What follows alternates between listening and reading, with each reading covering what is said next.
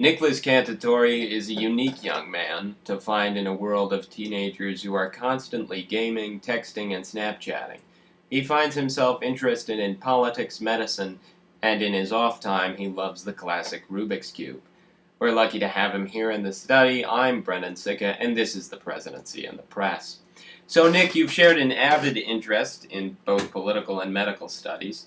Could you elaborate on how you ended up here at the Franklin Pierce campus to continue some of those interests? So my teacher, Miss Banks, who is the ELO coordinator at Pittsfield Middle High School, she came up to me with the pamphlet of all the information for this program, and she knew I had a big interest in politics in particular, so she was one of the first people she actually recommended for this program, and I said yes in a heartbeat.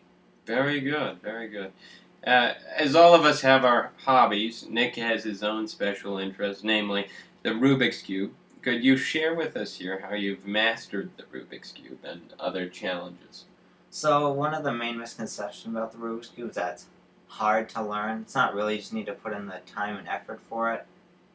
You just have a set of algorithms that you have to memorize, per se. It's not so much about muscle movement as is seeing you have one piece on the top and you need to get to the side and you need to know what you have to do in order to get on the side. And I've just memorized all that, so it's quite easy for me. And your record at the time?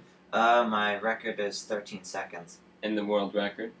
4.73 seconds. So he's not too far from the world record.